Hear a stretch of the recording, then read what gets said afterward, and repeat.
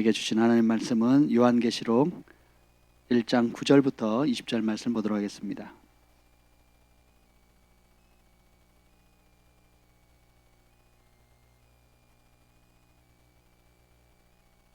요한계시록 1장 9절부터 20절까지 한 절씩 교독하겠습니다.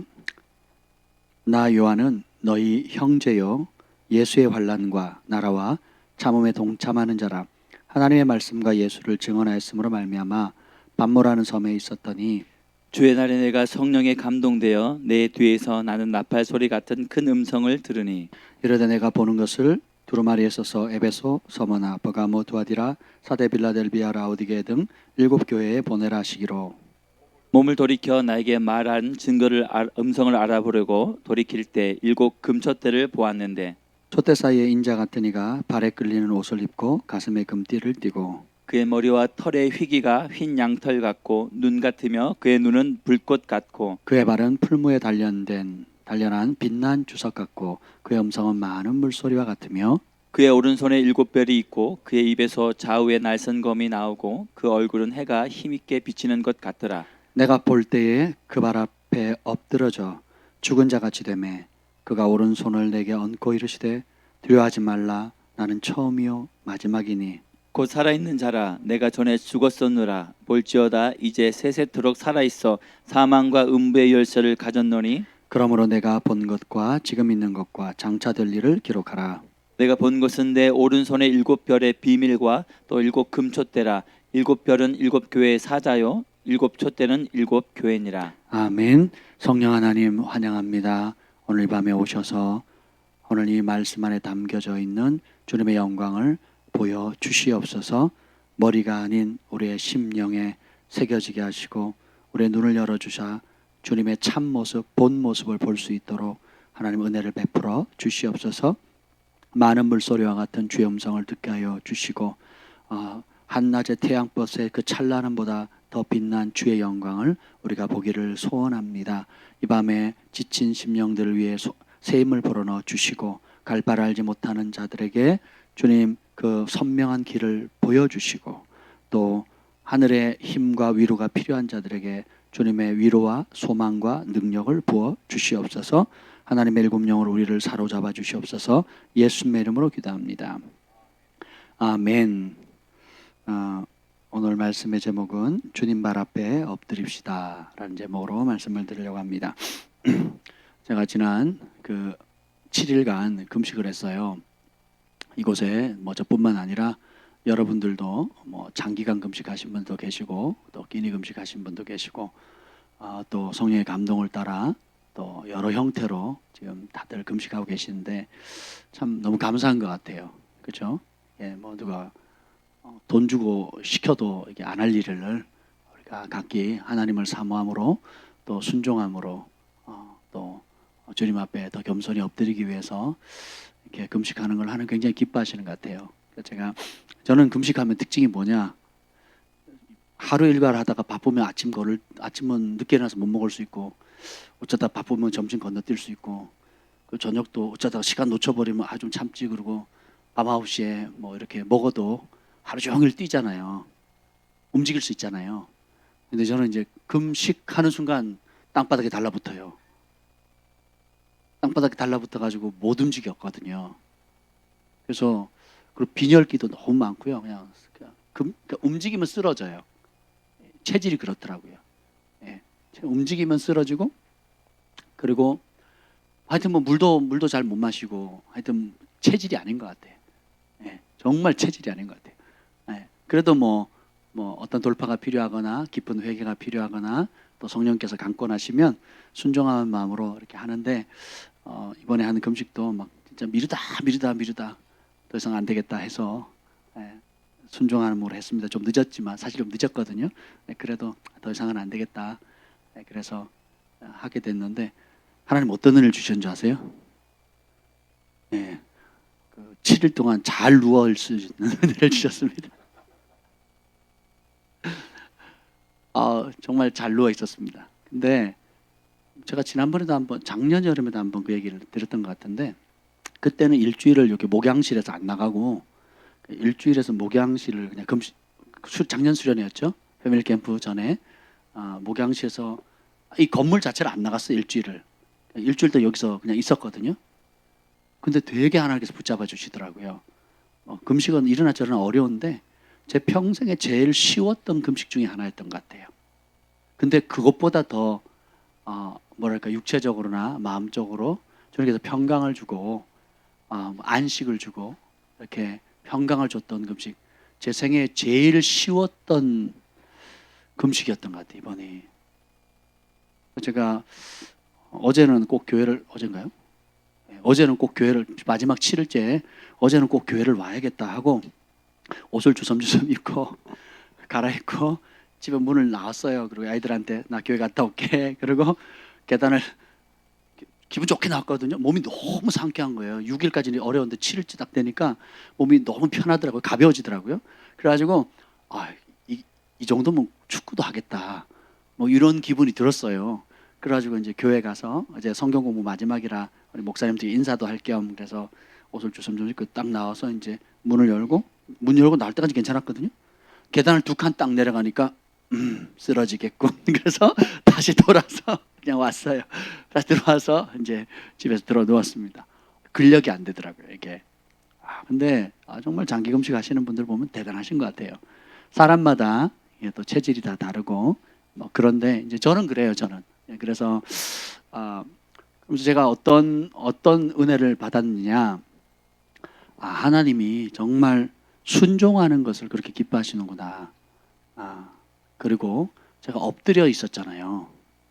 들어 누워 있었고 다른 걸 뭘 할 수가 없어요. 오늘 이 반모섬에 갇힌 사도 요한이 복음 때문에 죽이려고 했는데 못 죽이니까 반모섬 유배시켰잖아요. 거기 유배되었을 때에 자기가 할 수 있는 게 아무것도 없어요. 그러니까 환경에 완전히 압도된 상황이잖아요. 예. 엄마 보고 싶다고 갈 수도 없고 뭐 중국집에 전화해서 짜장면 2그릇 꽃배기로요. 깍두기는 많이 주시고 뭐 이렇게 할 수 있는 상황도 아니죠. 그러니까 내가 원하지 않는 환경, 내가 원하지 않는 상황에 꽉 갇혀버렸어요. 아무것도 할 수 없어요. 그리고 고령입니다. 굉장히 나이가 많아요. 사도들은 다 죽었고 순교했고 그때 가장 어렸던 사도들에게는 가장 어렸던 아마 그랬을 거예요. 그러니까 그 다른 사도들은 다 죽고 그래서 지금 뭐 거의 뭐 80, 90이 넘어간 뭐 그 정도 나이가 아닌가 고령의 나이거든요. 굉장히 나이가 많은 때에 그런 나이도 많으니까 이제 기력이 쇠하고 그리고 유배되어졌으니까 그곳에서도 할 수 있는 게 없고 그렇다고 젊었을 때처럼 뭐 팡팡 돌아다닐 수도 없고 탈옥을 할 수도 없고 그렇죠? 네. 근데 그 가운데서 영광스러운 예수님을 본 거예요. 이 사도 요한은 예수님의 품에 기대어서 예수님을 배반할 자가 누굽니까? 라고 물으면 예수님이 쟤다 그리고 알려줄 정도로 굉장히 예수님과 가까워 있던 사람인데 그때는 십자가를 지기 전 어린 양의 예수님을 봤을 때랑 어린 양이 아니라 이제는 십자가를 지고 부활하셔서 죄와 사망의 권세를 이기시고 오늘 보면 사망과 음부는 하데스로 번역되는데 이거는 지옥을 얘기합니다. 사망과 음부, 지옥의 열쇠를 쥐시고 만왕의 왕 만주의 주 유다의 사자로 오시는 예수님을 보고는 쓰러집니다. 오늘 17절 보겠습니다. 시작. 내가 볼 때 그의 발 앞에 엎드려 죽은 자 같이 되매 그가 오른손을 내게 얹고 이르시되 두려워하지 말라 나는 처음이요 마지막이니. 예수님의 모습을 보고는 쓰러져요. 못 일어납니다. 제가 금식을 하다 보니까 여러분들은 뭐 우리 정 목사님은 40일 금식을 하면서 부천에서 강남 그 도곡동 처음 성전에 40일을 그냥 수요일 금요일 주일 운전해 가족들 다 태우고 운전해서 또 주일마다 찬양인도를 다 했어요. 사람이 아니에요. 신의 아들. 이게 다시 하라 그러면 김포에서 그랬죠. 부천이 김포에서 그렇게 한 거죠. 야, 정말 대단한 거예요. 그래서 기도원에 들어가서 하라고 하니까 아니래요. 예배 드려야 내 영이 살고 또 한 주간 다시 살아갈 수 있는 힘을 얻게 된다고. 야, 그때 그 간증하는데 정말 놀랍더라고요. 그러니까 주님께서 잡아주시니까 그렇게 하는 거죠. 예. 근데 저 같은 경우는 그냥 누워야 돼요. 아무것도 못 합니다. 아무것도 못 하고요. 진짜 작년하고 올해는 조금 움직이고 말을 해요. 조금 움직이고 말. 물도 너무 괴로워요, 저는. 물도 너무 괴롭고. 그러니까 제일 괴로운 거는 밤에 잠을 못 자고요. 전 두통이 없는 사람이거든요. 금식을 하면 금식하는 기간 내에 두통입니다. 그냥 머리가 빠개질 것 같아요. 그러니까 잠을 못 자니까. 낮에도 괴롭고 밤에도 괴롭고 완전 그냥 그런 사람인데, 주님께서 물론 이제 이번에도 뭐 그런 어려움들이 좀 있긴 했지만 너무 평강을 주시는데, 한 가지 제가 깨달은 게 있어요. 이 사도 요한이 예수님을 봤을 때 꼬꾸라져 가지고 아무것도 못 하잖아요. 나이도 우리가 아무것도 못하는 그런 상황들이 있어요. 뭐 예를 들면 저같이 이제 그 사람은 금식할 때 아무것도 못해요. 올스탑이요, 올스탑. 두 번째, 중병을 앓으면, 여러분 중환자실에 있거나 또 뭐 이제 뭐 산소호흡기 꽂거나 뭐 이러면 혹은 그 뇌출혈이나 뭐 신경계통에 문제가 생기면 또 대소변도 받아놔야 되잖아요. 그럼 내가 할 수 있는 게 없어요. 그냥 다른 사람에 의해서 그렇게 움직일 수밖에 없고, 또 죽음의 문턱 앞에서 제가 사랑하는 우리 문 목사님 아버님이 이제 소천하셔가지고 어제 발의를 했습니다. 그래서 어렸을 때 제가 가끔 뵀던 기억이 나는데, 중환자실에서 며칠 계시다가 이제 소천하셨거든요. 그래서 이 죽음의 병상 앞에는 누구도 뭐 어떻게 말도 잘 안 나오죠. 어떻게 내 힘으로 할 수 없는 그런 상황입니다. 또 더 심각한 거는 이제 우리가 이후에 주님의 심판대 앞에서는 각 사람의 입이 직고하리라 그랬거든요. 거짓말하지 못하고 그냥 하나님 앞에 사실을 고할 수밖에 없는. 그리고 오늘 마지막에 제가 나누고 싶은 것 중에 하나가 반모섬에서 사도 요한이 예수님의 땅의 모습이 아니라 예수님의 하늘의 모습, 다시 오실 모습, 지금 통치하고 계신 부활하신 그 예수님의 영광스러운 모습 앞에 죽은 자처럼 엎드려지는 거예요. 왜 이 말씀을 드리느냐? 진짜 본질 앞에 딱 서게 되고, 그리고 우리 개인의 인간의 한계 앞에 딱 서면 우리가 아무것도 할 수 없는 그런 상황 속에서 남는 것은 영원한 것뿐입니다. 그토록 우리가 여러분 젊었을 때 다 우리 남자들은 뭐 12초 대 안에서 뛰었잖아요. 예. 그리고 뒷산에 호랑이도 잡아본 적이 있고 뭐 다 그런 경험들이 있잖아요. 그죠? 동네 주먹은 내가 다 내 이름만 되면 다 사람들 물러가고 뭐 다 그렇게 힘쓰던 그런 때가 있지 않습니까? 예. 지금은 운동회 때 나가서 괜히 달리기 한번 하면 이제 일주일 이제 출근도 못 하고 막 이제 그렇게 되잖아요. 우리의 몸도 마음껏 못 해요. 어떻게 할 수가 없다고요. 근데 우리가 한계점에 딱 부딪혔을 때에, 또 혹은 정말 영광스러운 하나님의 본 모습, 그리고 영원한 심판, 그리고 주님이 재림하실 때에, 혹은 우리 인생의 마지막 시점이 왔을 때 우리가 질병이든 환경이든 상황에 의해서 정말 우리가 수족을 아무것도 못하고 가만히 있게 딱 되는 순간 뭐가 보이느냐? 영원한 것이 보여요. 그때야 비로소 영원한 것이 보입니다. 그 이전에는 땅의 것이 너무 크고 너무 귀하고 너무 아름답고 너무 소중해 보이는 거예요. 명예, 또 우리 자식이 잘 됐으면 좋겠고, 또 그러니까 잠깐 있어질 것이 너무 크고 영원하게 보이거든요. 그것만 있으면 나는 다 행복할 것 같아. 근데 주님의 발 앞에 엎드려서 딱 꼬꾸라지면 상황이든 환경이든 질병이든 죽음이든 영광스러운 임재 앞이든 우리가 그분 앞에 딱 꼬꾸라지면 남는 게 아무것도 없습니다. 이 땅에 존재하는 거품 같은 모든 것들은 순식간에 아무 쓸데기가 없는 거예요. 사막에서 죽기 직전인데 물 2리터가 중요해요. 뭐야 뭐라 그래 금을 그 2리터 덩어리짜리 그 금 덩어리가 더 중요합니까? 가치가 달라지는 거거든요. 죽음 앞에 주님 앞에 섰을 때 우리가 그분 앞에 주님의 발 앞에 엎드리게 되면 모든 가치가 새로워지게 돼요. 그래서 내가 왜 이렇게 쓰잘데없는 것 가운데 마음 썼나? 내가 저런 소소한 것에 미움에 박혀가지고 그 미움과 과거를 털어내지 못하고 있나? 그런 소소한 사건 때문에 내가 평생 오늘을 못 누리고 살았네. 과거의 아픔 때문에 내가 평생 오늘을 못 누리고 살았네. 내가 저 한 인간 미워하는 것 때문에 내 인생 사업, 그리고 인생을 송두리째 불행과 슬픔과 분노로 앗아갔네 하고 한탄하게 될 거예요. 그래서 한번 잘 생각해 봅시다. 그러면 죽은 자처럼 이렇게 꼼짝 못할 상황이 바로 여러분 오늘이라면 무엇이 남겠습니까? 사도 요한은 이 첫 장에 예수님의 참 모습, 예수님의 본 모습을 보고는 꼬꾸라져 엎드려 죽었습니다. 그 영광 앞에.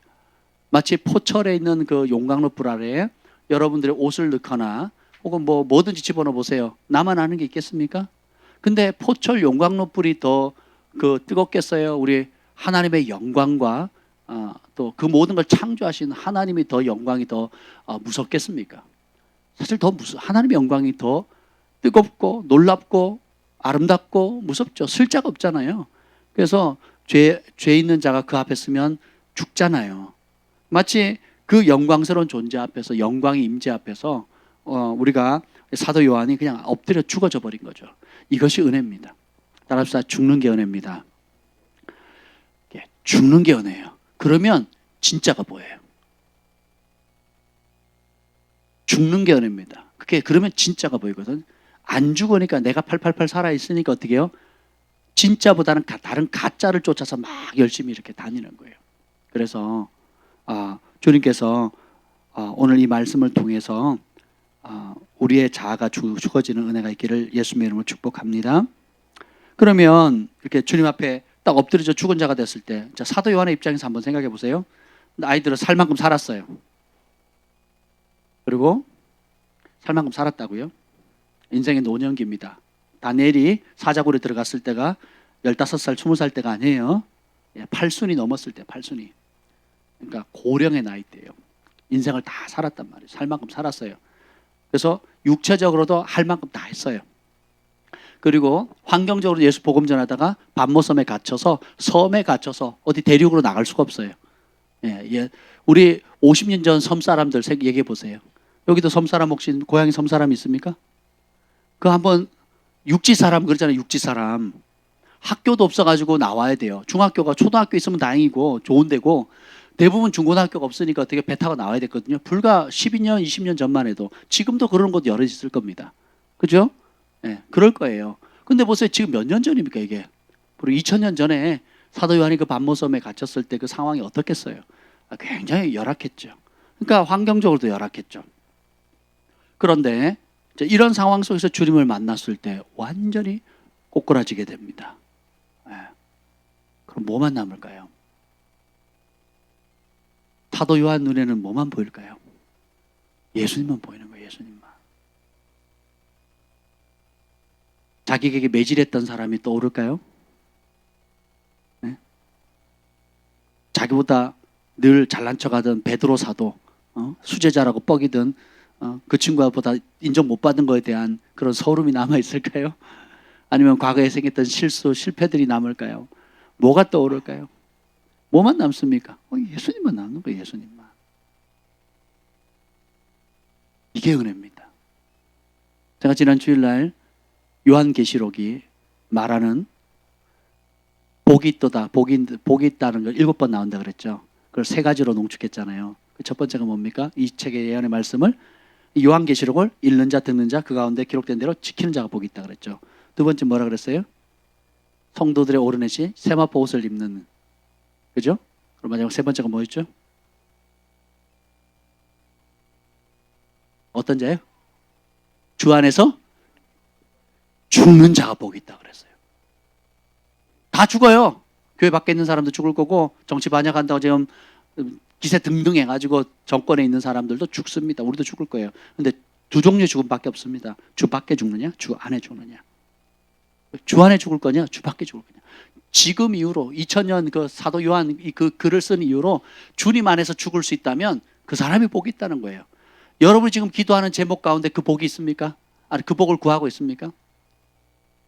이 예언의 말씀을 내가 좀 더 읽고 좀 더 듣고 이 말씀을 지키는 그 일에 내가 하나님, 이게 복입니다. 여기에 목숨 걸게 해주십시오.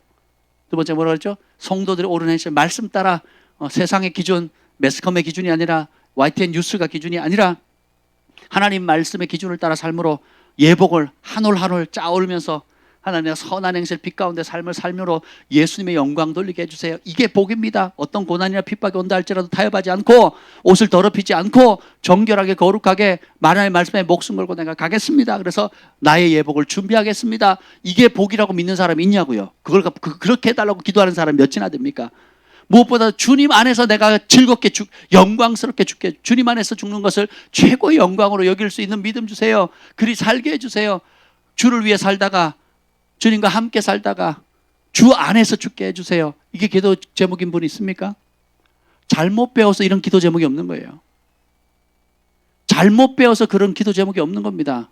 선왕당에 가서 빌고, 점치러 가서 빌고, 절에 가서 비는 그 습관 그대로 가져와가지고 교회를 가져와서 기도 제목만 바꾸고 종교만 바꾼 거예요. 건물만, 장소만 바꿨지, 부르는 신 이름만 바꿨지, 똑같은 기도 제목, 절에서 기도하는 거나 마음에 소원하는 것이 다 똑같지 않습니까? 그러면서 천국 갈 거라고, 그러면서 나는 하나님 자녀라고, 그러면 나는 기독교인이라고 얘기를 하죠. 지금 이 정치 방역을 하는 사람이 누굽니까? 시작된 정세균 총리, 안수 집사랍니다. 경기도 지역, 제가 아는 목사님 교회를 문 닫게 만들고 그렇게 지금도 핍박하고 있는 경기도 지사 안수 집사입니다. 국무총리가 다 집사님들이에요. 그런데 교회를 핍박하는데 제일 앞장서고 있죠. 집사도 아니죠. 그 교회에서는 면직해, 파직해, 쫓아내야죠. 네. 왜 그렇습니까? 양의 탈을 쓴 늑대예요, 늑대. 네. 오늘 수련회 가서도 보겠지만 서머나 교회에 보면 유대인들이 그리스도인들을 핍박하고 비방하죠. 그런데 예수님이 유대인들을 뭐라 그럽니까? 2장 9절 읽어봅시다. 2장 9절 시작. 내가 내 환난과 궁핍을 알거니와 실상은 내가 부요한 자니라. 자칭 유대인이라 하는 자들의 비방도 알거니와 실상은 유대인이 아니요 사단의 회당이라. 하나님도 하나님의 영광을 나타낼 수족이 될 일꾼이 필요합니다. 마귀도 자기 역사를 이끌, 자기 말을 잘 들을 수족이 될 일꾼이 필요해요. 그런데 마귀가 단체로 잡은 게 뭡니까? 유대인들이 모이면 만드는 게 뭐예요? 회당이죠. 예, 거기서 그게 길드 조직이에요. 노동조합, 농협조합, 수협, 조합이에요. 조합. 그래서 물건 떼오고 물건 나눠줍니다. 학교 공부도 다 하고 경제생활을 다 회당 중심으로 하게 돼 있어요. 근데 회당에서 축출되면 어떻게 돼요? 계약을, 성사를 못하고 물건을 안 갖다 주는 거예요. 사업 망하는 겁니다. 못하는 거예요. 그래서 이 서머나 교회는 가난해지거든요. 환란뿐만 아니라 궁핍해져요. 직장을 잃었으니까. 예, 월세를 못 내니까. 예, 그러니까 그런 상황이 돼버린 거예요. 근데 그래서 가난해졌는데 예수는 뭐라 그래요? 본질이 너 부자다, 너 부자인 거 아니? 이렇게 얘기를 합니다. 그리고 또 뭐라 그래요? 너희를 비방하는, 그 비방이래, 입으로만 비방하는 게 아니에요. 지금 그 무슨 교회입니까? 저기 예수비전교회 또 이제 아예 폐쇄 명령 내렸죠. 2주간인가요? 그 은평제일교회도 폐쇄 명령을 내렸습니다. 알고도 예배 드렸다고. 근데 그 예수비전교회의 그 교회가 금천구에 있거든요. 제가 몇 번 가봤는데 그걸 딱지를 금천구청에서 왔어요. 그러니까 예수비전교회가 예배 드린다고 확진자 한 명 생겼다고 해서 어떻게 했냐? 2주간 폐쇄시키고, 예전에 작년에 2주간 폐쇄시키고, 올 초인가요? 2주간 폐쇄시키고 전 교인들 전부 다 코로나 검사를 시켜요. 그리고 음성 양성에 상관없이 무조건 집에 뭐라 그러죠? 자가격리를 시켰어요.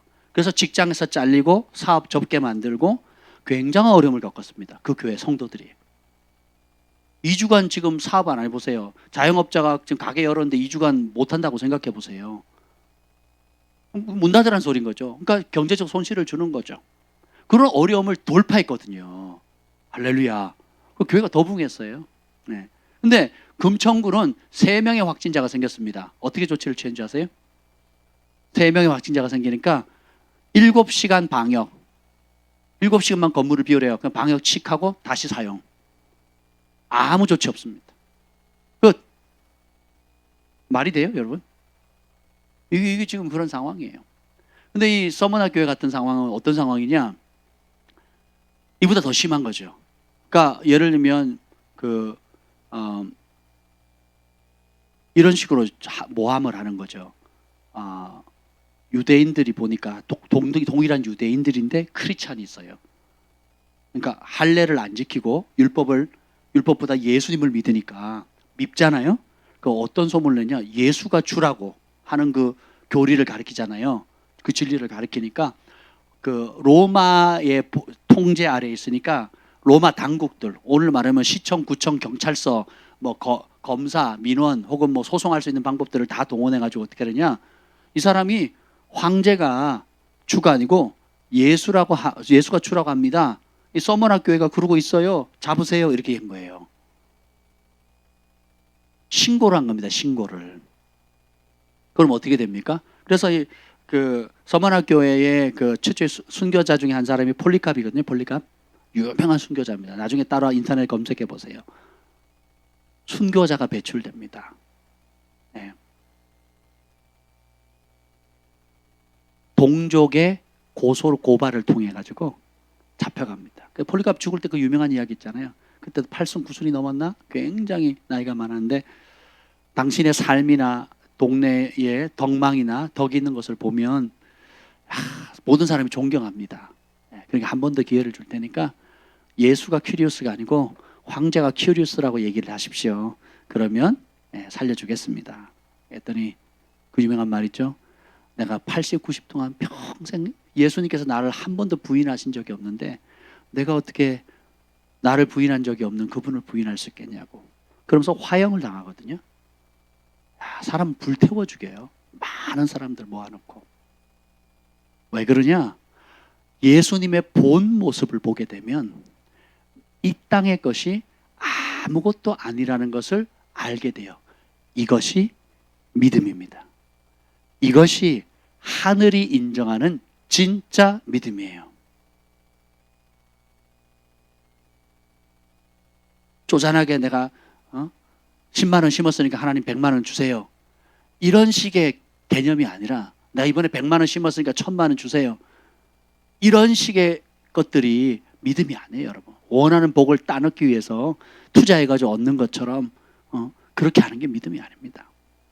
요한계시록은 제5복음서가 같다 그랬죠, 제가. 그러면 이 마지막 때 진짜 복이 뭔지, 마지막 때 영원한 백보자 심판 앞에 설 때 어떤 사람이 서게 되는지 우리가 가지고 있는 걸려 넘을 수 있는 사탄의 불화살들을 다 드러내요. 사탄의 계계를 다 드러냅니다. 다 드러내요. 그러니까 외적인 어려움, 핍박. 지금 도미티안이 굉장히 핍박을 하거든요. 자기가 신이래요. 살아있는데 자기 보고 신이래요. 그러면서 자기를 신으로 인정하지 않는다. 그러면 가차없이 그냥 박해하던 그런 시대였거든요.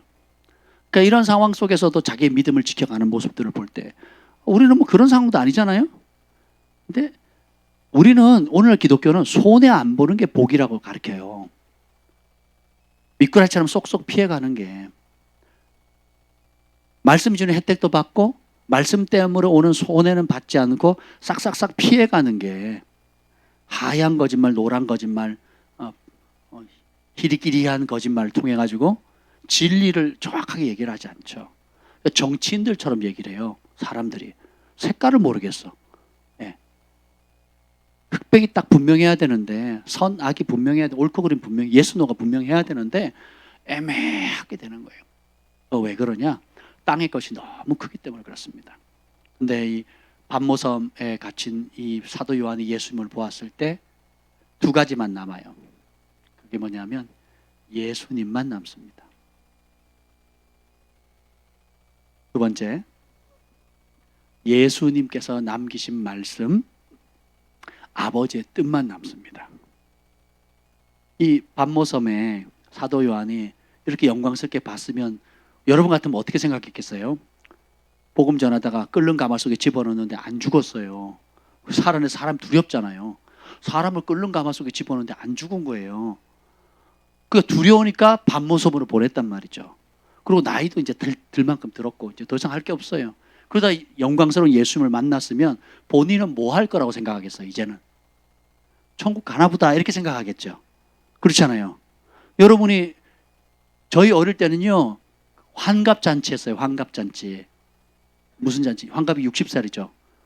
그 다음에 환갑도 지나고 또 하는 것도 있잖아요. 칠순 말고 그 사이 하는 거 있잖아요. 진갑이 61세인가요? 환갑이 61세, 진갑은요? 70에, 진갑을 70이라 그래요? 아닌데. 칠수는 따로 있고, 진갑이 또 따로 있어요. 제가 알기로는. 환갑 지나고 1년인가? 그죠? 저는 그렇게 알고 있는데, 제가 잘못 알고 있을 수도 있어요. 그러니까, 저희 어릴 때만 해도요, 60세, 돌잔치 왜 합니까? 저희 할아버지, 할머니들 뭐 돌잔치 왜 합니까? 아이들이 하도 많이 죽어가지고. 돌을 못 넘기거든요. 돌 잘 살라고. 그래서 실타래 하면서 이렇게 했잖아요.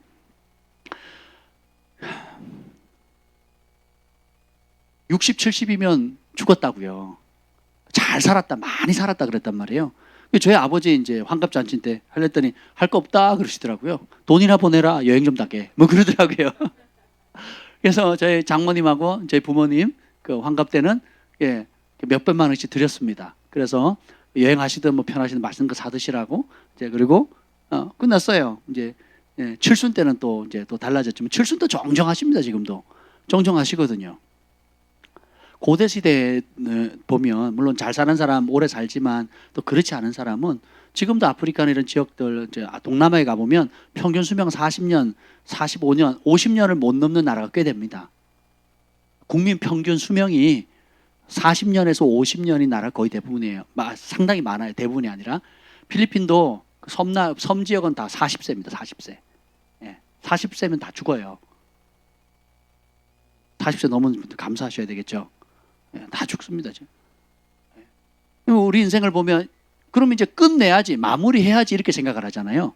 근데 이 사도 요한에게 온갖 이 예언을 기록하고 아주 정말 놀라운 말씀을 주세요. 10장 9절 11절. 10장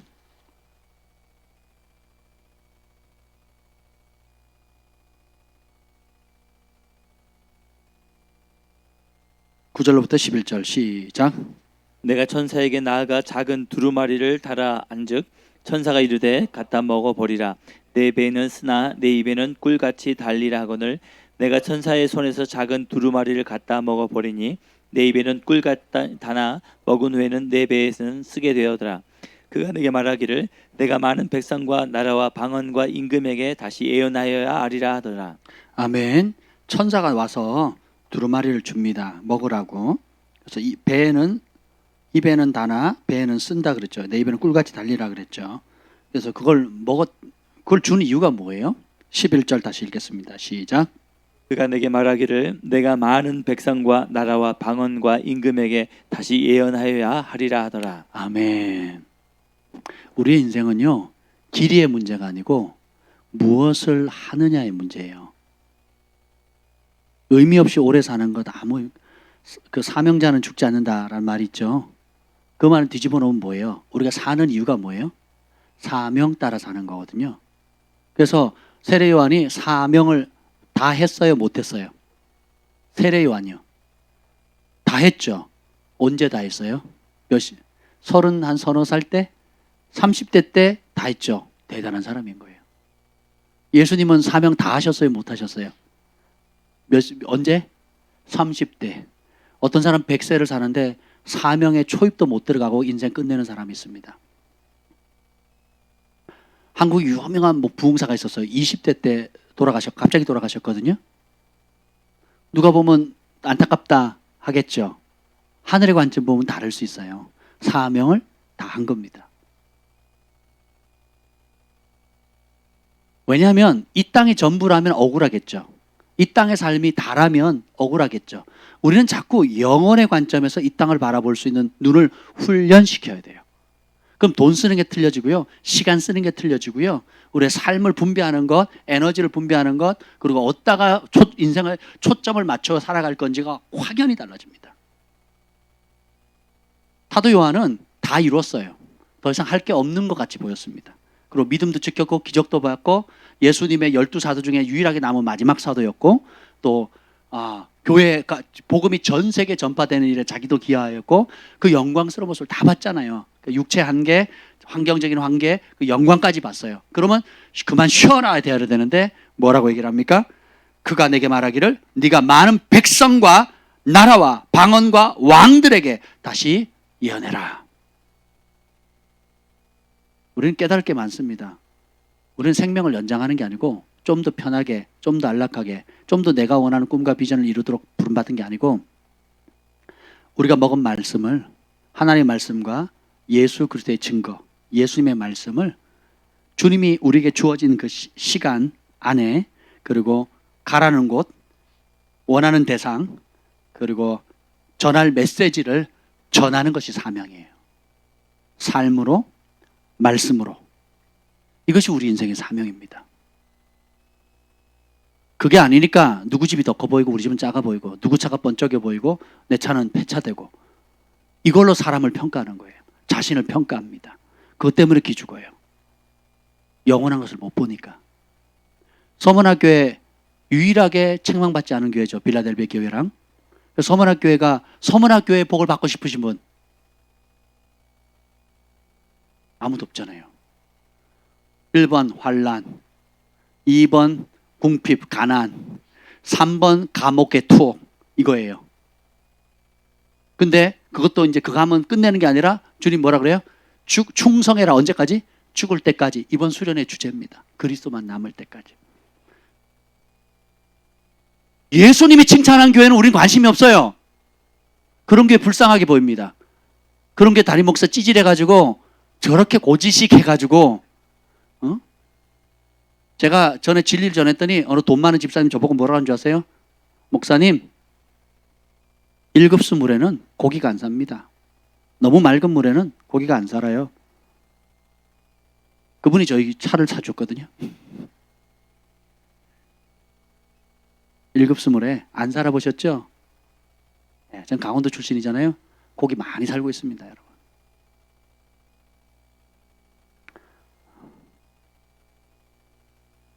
고치굿대로 하면 바보 같아 보이죠. 교회도 그렇고 개인도 그렇고요. 가정도 그렇습니다. 말씀 앞에 고치굿대로 나가면 바보스럽죠. 가난해지죠. 궁핍해지죠. 환란이 있죠. 근데 주님의 평가는 또 반대로 이 라오디게아 교회와 사대 교회는 부자 교회거든요. 라오디게아와 사대 교회는 부자 교회입니다. 그리고 이 버가모 교회도 부자예요. 보면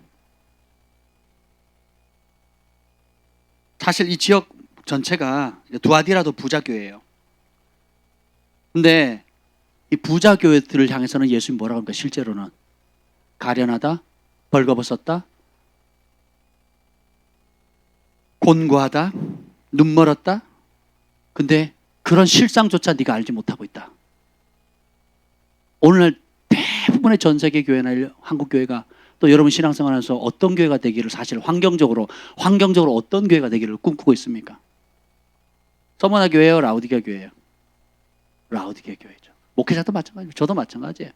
저는 교회 돈 떨어지는 거 싫습니다. 부족한 거 싫고 궁색한 거 싫고 월세 떨어져 없어가지고 뭐 이렇게 손 빌리고 개척교회라고 손 빌리는 거 싫습니다. 저는 개척교회라고 손 빌려줘 본 도와달라고 이렇게 손 벌려 본 적이 없습니다. 저는 손 벌리는 순간 접겠다 그랬거든요. 주님 앞에. 그럼 교회 더 이상 교회가 아닙니다. 네. 물론 김 목사님 고생을 하셨지만 저도 고생을 많이 했습니다. 그 덕분에 손 벌리지 않으려고. 네. 저 사람 돈 많은 줄 아는데 조금만 비위 맞춰서 좋은 말 하면 도와주겠다고 온 사람 저희가 쫓아냈거든요. 도와주겠다고 오는 사람들. 돈을 많이 들고 도와주겠다고 오는 사람들을 저희가 진리를 대면시키고 회개하시라고 그리고 돌려보냈거든요. 여러분 그게 쉬운 게 아닙니다. 여러분. 그 다른 교회 가가지고는 수천만 원, 수백만 원 쉽게 헌금합니다. 다른 교회 가자마자. 그러면 막 박수치고 난리가 납니다. 박수치고. 목사님은 고지시켜가지고 그냥 눈 한번 찔끔 감고 좀 일단 하나님 교회를 위해서 진리를 위해서 쓰는 교회 한번 찔끔 감고 좀 해주면 되지 않냐고. 이렇게 말하는 사람들 많아요. 근데 여러분 예수님의 눈으로 한번 보자고. 예수님의 눈으로. 7교회 중에 어떤 교회가 되기를 원하세요? 칭찬받는 교회 되기를 원하세요? 책망받는 교회 되기를 원하십니까? 쉬워요, 어려워요? 어려워요. 그래서 주님의 도움이 필요한 겁니다. 오늘 주님 앞에 엎드리면 우리가 아무것도 하지 못할 상황이 되면 진짜가 보인다 그랬죠? 2가지. 주님만 보이고 그 다음에 주님이 나를 통해서 하실 그 일, 우리를 통해서, 우리 교회를 통해서, 우리 가정을 통해서, 이 민족을 통해서 하실 일만 남거든요. 그래서 사도 요한에게 뭐라 그래요? 두루마리 먹어라. 너는 이제 끝날 때가 아니다. 남들은 죽었다. 너는 순교의 신앙도 전수했고 그걸로 대가집에서 밥먹음이라 유배도 당했고 그리고 온갖 핍박의 한 중심 가운데 있으니까 잘했다가 아니라 어떻게 돼요? 아직 할 일이 남았다. 다시 이 두루마리 말씀을 먹어라. 그리고 어떻게 하라고요? 너는 많은 민족, 백성, 방언, 언어 그리고 왕들 앞에까지, 임금들 앞에까지 나아가서 이 진리의 말씀을 당당히 외쳐라. 이 길만이 살 길이다. 주님이 다시 오신다. 심판하신다. 영원한 둘째 사망의 불못이 준비되어 있다. 영원한 상급이 있다. 선택하도록 초청하라는 거예요. 이게 복음입니다.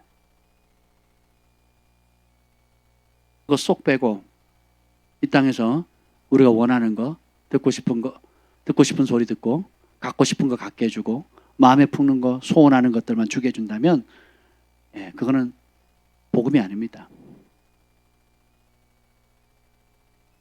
그래서 주님이 오늘도 사도 요한처럼 그 마지막 때까지 주님의 손발이 될 자를 찾고 계시는 거예요. 그럼 주님의 손발이 되는 게 뭡니까? 온통 마음이 이제 그 세계에 하나님께서 예비하신 나라와 그리고 그것을 만드신 그 나라의 주인이신 왕 대신 우리 주 예수님의 가치를 보는 자가 결국 그 일에 뛰어드는 거예요. 그래서 1장에 보면 성삼위 하나님에 대해서 설명을 하고 특별히 예수님이 어떤 분인지에 대해서 얘기해요. 첫째 하나님에 대해서 얘기합니다. 4절 읽어봅시다. 4절 하나님과 성령님에 대해서 읽어봅시다. 시작. 1장 4절입니다. 1장 4절 시작. 요한은 아시아에 있는 7교회에 편지하노니 이제도 계시고 전에도 계셨고 장차 오실 이와 그의 보좌 앞에 있는 7영과 하나님께서 그 영을 열어서 주님께서 하나님이 이제도 계셨고 전에도 계시고 장차 오실 일, 시간의 구애를 받지 않는 전능하신 하나님, 무소부지하신 하나님, 시간을 뛰어넘어서 계신 하나님을 보게 되고 그 보좌 앞에 있는 7영, 하나님의 7영을 보여줍니다. 그리고 이제 예수님의 모습을 보여주죠. 5절 시작. 또 충성된 증인으로 죽은 자들 가운데서 먼저 나시고 땅의 임금들의 머리가 되신 예수 그리스도로 말미암아 은혜와 평강이 너에게 있기를 원하노라. 우리를 사랑하사 그의 피로 우리 죄에서 우리를 해방하시고. 예수님을 자신을 뭐라고 증거하세요? 충성된 증인이에요. 왜 하필이면 수많은 단어 중에 이 단어를 처음 썼을까요? 성부 하나님은 이제도 계셨고 전에도 계셨고 장차 오실이라고 멋있게 표현합니다. 신적인 표현을 쓰죠. 그 다음에 하나님의 7영, 뭔가 신비롭지 않습니까? 영이잖아요. 그럼 예수님 뭐라고 얘기했어요? 유다의 사자 혹은 만왕의 왕, 만주의 주 이런 식으로 나와야 되지 않겠습니까? 근데 첫 단어가 뭡니까? 충성된 증인이에요. 왜 이 단어를 썼을까요? 마지막 때에 가장 중요한 단어입니다. 능력 있는 사람도 많고 은사 많은 사람도 많고 큰 부르심 받은 사람도 많고 다양한 복을 받은 사람도 많아요. 남부러울 것 없는 사람도 많습니다. 근데 충성되지 않아요? 예수님의 증인이 되려고 하지 않습니다. 이스라엘 백성들이 하나님 주신 복은 다 사모하고 다 받아요. 기도해서 다 응답받습니다. 부르짖어 다 응답받아요. 근데 하나님의 영광을 나타내는 증인되는 삶을 싫어합니다. 그래서 구별된 백성으로 이방인들을 하나님께로 이끄는 게 아니라 자신을 더럽혀서 이방인처럼 돼버려요. 하나님 말씀에 충성되지 못하고 하나님의 속성과 아름다움과 구원의 놀라운 것들을 증거하는 증인이 되지를 못했죠. 그런데 예수님 그 일을 하시잖아요. 나는 충성된 증인이다. 아버지 뜻을 받들어서 실행하는데 죽기까지 순종했다. 온 인류를 구원하기 위해서. 너희도 나처럼 증인이 되라는 거예요. 황제가 너희를 죽이려고 하느냐? 바벨론 제국이 너희를 죽이려고 하느냐? 현 정부가 교회를 죽이려고 하느냐? 걱정하지 마라.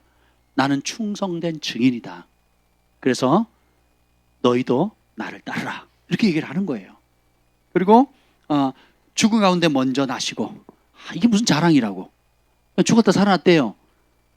우리에게는 별로 아니, 예수님이 하나님이니까 죽었다 살아난 거죠. 우리니까 뭐 죽었다 살아나는 이런 게 아니잖아요. 하나님이니까 그럴 수 있겠지. 우리는 그냥 너무 가볍게 생각하는데, 우리가 예수님을 생각할 때 이 땅에서 행하신 일들을 볼 때 그분의 신적인 능력을 빼고 보시면 완전히 다르게 읽혀요. 그분이, 자, 여러분 1억을 내실래요? 죽으실래요? 너무 작나? 10억을 내놓을래요? 죽을래요? 10억이 없어요? 네. 그럼 죽어야지 뭐. 진짜 저희 집 진짜 생각만 해도 좀 기분이 나쁘네. 전세값을 어떻게 3억 5천 올려요? 25년 된 아파트를. 이 동네 제일 오래된 낡은 아파트를 3억 5천 올려. 말이 됩니까? 주인이 들어온다고 산다고 해놓고는. 세상이 이래요. 근데 보세요. 근데 죽은 자 가운데서 다시 살아났다는 말이 뭐예요? 지금 이 사도 요한 시대에 사람들이 살아갈 때에 현실적인 어려움은 생계입니다.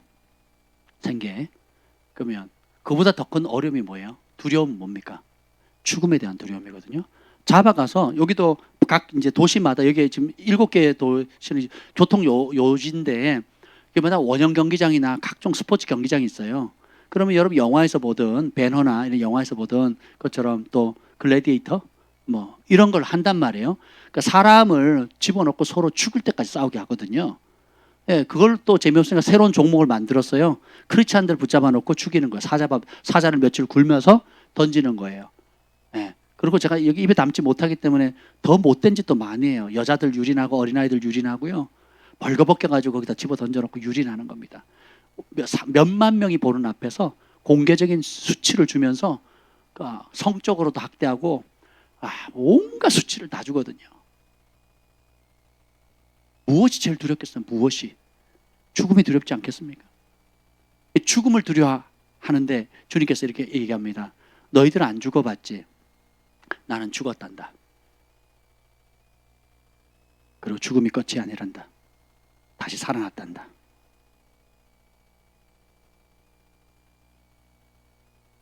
죽음이 끝이 아니란다. 그래서 예수님이 오늘 하나님께서 이 8절 읽어봅시다. 자신을 뭐라고 소개하는가? 시작. 주 하나님이 이르시되 나는 알파와 오메가라. 이제도 있고 전에도 있었고 장차 올 자여 전능한 자라 하시더라. 하나님 뭐라고 그래요? 나는 알파와 오메가라 그러죠. 이게 뭐예요? 처음도. 알파라는 게 어느 나라 단어입니까? 알파, 베타, 감마. 헬라어죠, 헬라어 첫자고 오메가는 마지막 단어예요.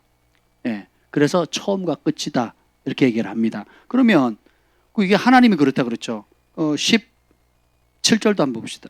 17절 읽어보겠습니다. 시작.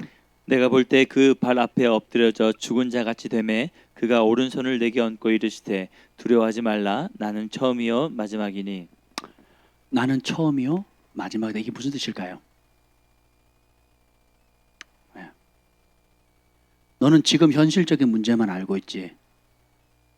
당장 직장 잃은 거, 자식 교육 문제, 집을 잃는 거, 세금 내는 거, 그리고 유대인들의 핍박과 정치적인 압박과 코로나로 인해서 핑계 삼아서 여러 가지 신앙을 지키는, 이걸 내일은 올까?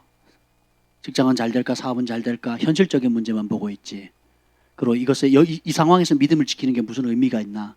이것이 무슨 큰 유익이 있을까라고 보이는 게 없지. 근데 나는 처음도 잘 알고 마지막도 잘 안단다. 나는 마지막을 처음처럼 보는 자라. 마지막이 어떨지를 보는 자라는 거예요. 온 인류의 마지막을 처음처럼 지금 보고 있다는 거예요. 죽었지? 죽어본 적 없지? 나는 죽어봤어. 그래서 죽음의 공포가 뭔지를 알아. 그리고 죽음은 끝이 아니란다. 다시 살아날 거야. 그리고 이것은 너희가 지금 이거 아니면 안 된다고 하는, 이거 아니면 안 되겠다고 하는 이것이 마지막이 아니라 아직 끝이 안 왔단다. 진짜 마지막 승리, 최후 승리는 따로 있어. 그래서 그걸 누가 결정해? 내가 결정하는 거야. 나 예수 그리스도가 결정하는 거야. 그러니까 뭐예요? 죽음의 위험이 오더라도, 생계 위협이 오더라도, 어떤 어려움이 와도 나 예수 그리스도를 신뢰하라. 나는 알파와 오메가요, 처음이요 끝이라, 마지막이라 다 안다는 거예요. 여러분들이 TV에 나오는 간증들 보세요. 막 빚을 막 수십억, 저기 왕의 제정학교 하시는 분 누구예요? 김미진 간사님 보면 잘 나가다가 망해가지고 빚이 얼마나 집니까? 50억이요? 50억을 얼마에 갚죠? 얼마 만에 갚죠? 예? 4년? 10년?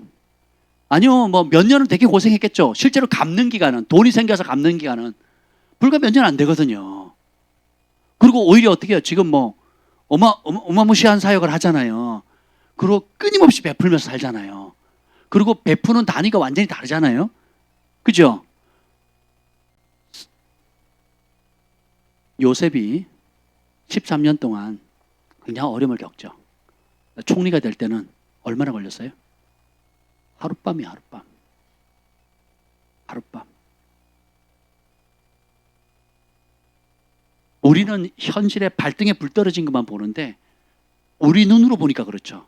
근데 주님을 보는 순간 주님 뭐라고 해요? 나는 처음이요 마지막이다. 처음을 끝처럼, 끝을 처음처럼 본다. 그러니까 세상이 평가하는 기준이 아니라 하늘이 평가하는 기준으로 봐라. 그래서 그 믿음, 하나님의 말씀과 예수 그리스도를 증거하는 것만큼 소중한 것이 없다. 여기에 초점을 맞춰라. 그러면 지금 웃는 사람 나중에 울을 것이고, 지금 나와 복음을 위해서 우는 자는 그때 웃게 될 것이다. 약속을 해주시는 거예요. 그래서 중보자들의 상이 큰 겁니다. 여기 보면 상을 받는 사람들 중에 어떤 사도나 어떤 선지자들의 큰 상이 안 나와요. 4장에 보면, 5장이네요. 6장 인을 뗄 때에 보면 이렇게 나옵니다. 6장 10절 11절. 6장 10절 11절 시작. 큰 소리로 불러 이르되 거룩하고 참되신 대주제여, 땅에 거하는 자들을 심판하여 우리 피를 갚아주지 아니하시기를 어느 때까지 하시려 하나이까 하시니, 각각 그들에게 흰 두루마기를 주시며 이르시되 아직 잠시 동안 쉬되 그들의 동무 종들과 형제들도 자기처럼 죽임을 당하여 그 수가 차기까지 하라 하시더라. 아멘.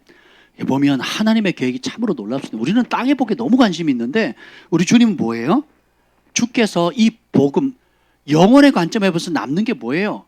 영혼밖에 없잖아요. 여러분 죽었어요? 천국에 갔어요? 이제 기분 좋게 천국 갔어요? 그러면 천국에 갔을 때 다시 이 땅에 있는 것 가운데 한 가지만 가져와라. 기회를 준다면. 여러분 천국 갔어요? 이 땅에서 가지고 있는 대통령직, 뭐 금은 보석, 또 땅, 뭐 온갖 빌딩, 뭐 모든 것 가운데 딱 한 가지만 가져와라. 그럼 뭘 가져오시겠어요? 그래도 땅 문서 달라고 할 거예요? 그래서 강남 빌딩을 원하시겠어요? 뭘 원하시겠어요? 너무 질문이 어려워요? 답을 몰라서 지금 대답을 안 하시는 거예요? 아니 그것도 질문이라고 지금 하냐고 지금 그런 분위기예요. 무엇만 남겠습니까? 네? 이 땅에 있는 것 중에 딱 하나만 가져오라 그러면 뭘 가져오시겠어요? 아 진짜 내가 이토록 가르쳤는데 나의 자랑이나 기쁨의 면류관이 무엇이냐 그랬어요 바울이. 부자가 거지 나서랑 죽었어요. 자 거꾸로 얘기할게요. 천국 얘기를 하니까 그렇구나. 난 배불렀어. 난 더 이상 가진 예수님이면 족하니까. 지옥에 떨어졌어요. 여러분들이 이제 지옥에 다 떨어졌어요.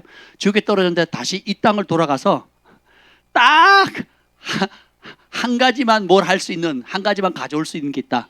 그럼 뭘 가져오겠어요? 뭐 하겠어요? 여러분 영혼 아니겠어요? 천국에 있는 사람이 예수님이 기회를 줘가지고 이 땅에 있는 것 가운데 뭘 가져오라고 하면 자기가 사랑하는 가족, 형제들, 그 영혼들, 지옥에 떨어졌던, 음부에 떨어졌던 부자가 물 한 방울만 떨어뜨려 달라고 했을 때 안 된다 그랬죠. 그럴 수 없다 그랬죠. 그러면 소원 하나 있다. 우리 5 형제가 있는데 저 나사로 살려보내가지고 5 형제는 여기 오지 않게 해달라.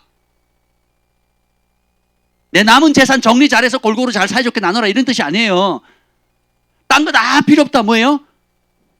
내 동생들 나는 몰라서 왔고 내가 완악해서 왕부에서 왔지만 너무 고통스럽다. 내 가족들 오지 마라. 내 동생들 오지 마라. 이거예요. 지금 주님 발 앞에 엎드려서 우리가 발견해야 될 것이 2가지인데 예수님의 참된 모습과 그리고 예수님이 우리를 이 땅에 남겨두신 생명을 보존시킨 그 목적을 보셔야 돼요. 무엇이 중요한가? 왜 이런 자리, 이런 직업, 이런 재능, 이런 은사, 이런 환경과 이런 여건을 주셨는가? 그걸 발견하셔야 돼요. 예수님의 가치를 발견하면 예수님 외의 것들을 버리게 되잖아요.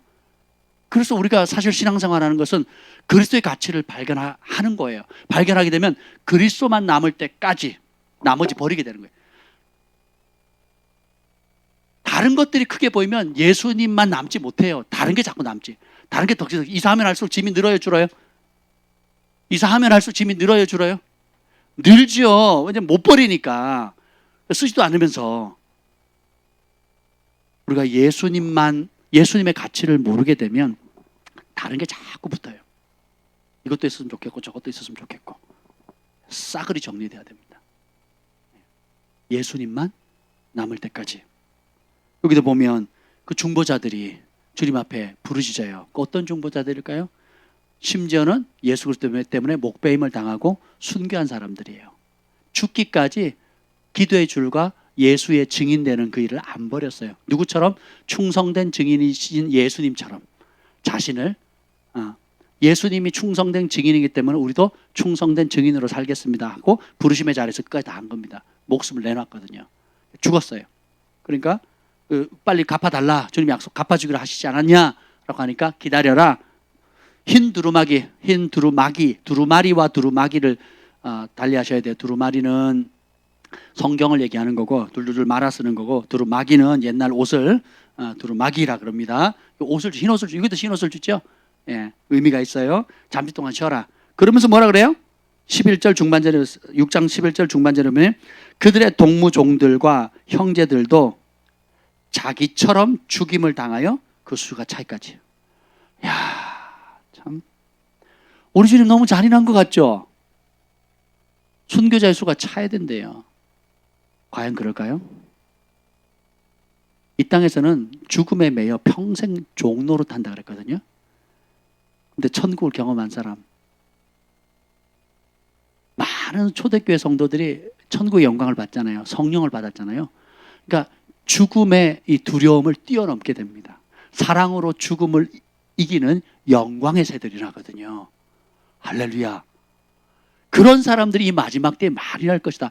죽음으로 예수 그리스도가 참 신이다. 예수 그리스도 외에는 다른 주인 왕이 없다라는 것을 알릴 용감한 사람, 그토록 뜨겁게 사랑하는 사람.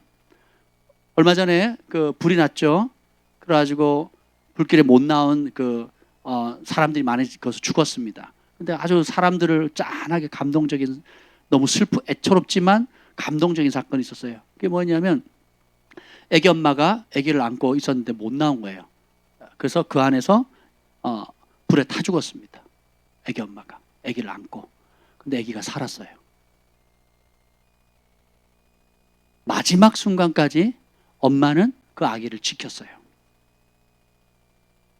그게 본성일 수도 있고 또 무엇보다도 내 목숨보다 내 자식을 더 사랑하고자 하는 그 마음 때문에 그게 불이 타더라도 어떤 그것이 온다 할지라도 꽉 껴안고 이 자식만큼은 내가 살려야 되겠다. 진짜 사랑하면 죽음의 공포가 떠나거든요. 죽음도 아마 장애물이 되지 않습니다. 예수님께서 우리를 너무 사랑하셨기 때문에 그보다 더 잔혹한 죽음일지라도 기꺼이 십자가에서 감당을 하신 거예요.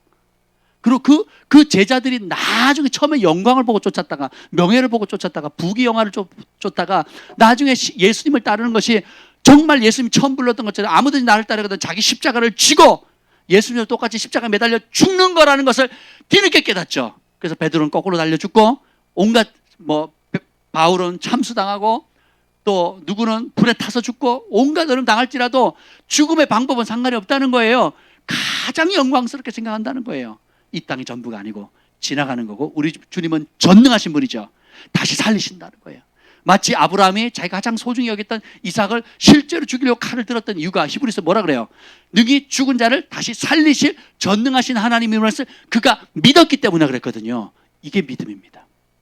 이것이 하늘이 인정하는 믿음이에요. 이 땅이 다가 아니다. 다음 단계가 있는 거예요. 군뱅이로 기어다니다가 나무 딱지 딱 달라붙었어요. 이게 그리고 몸은 굳어가요. 내 몸이 딱 굳어가. 난 끝인가 보다 했는데 그게 뭐가 돼요? 나비가 되고 그 다음에 매미가 되고, 그렇죠? 전혀 다른 모습으로 땅만 보고 살던 그런 곤충들이 이제 날잖아요. 매미 같은 경우는 3년 혹은 뭐 더 길게는 10몇 년을 땅속에 있다가 몇 개월? 3개월인가요? 더 짧은 건 보름 동안 땅 보고 한번 날고 끝나요. 그리고 죽거든요. 그러면 하나님께서 다 우리에게 자연을 통해서 말씀하시는 거거든요. 진짜 하늘이 인정하는 믿음은 요한계시록에서 보면 현실 세계를 뛰어넘는 믿음입니다. 현실의 모든 우리가 필요하다고 여기는 모든 것들을 하나님이 돌보신다. 하나님이 지키신다. 하나님이 인도하신다. 하나님이 공급하신다는 걸 믿고 가는 겁니다. 해본 사람만 알아요.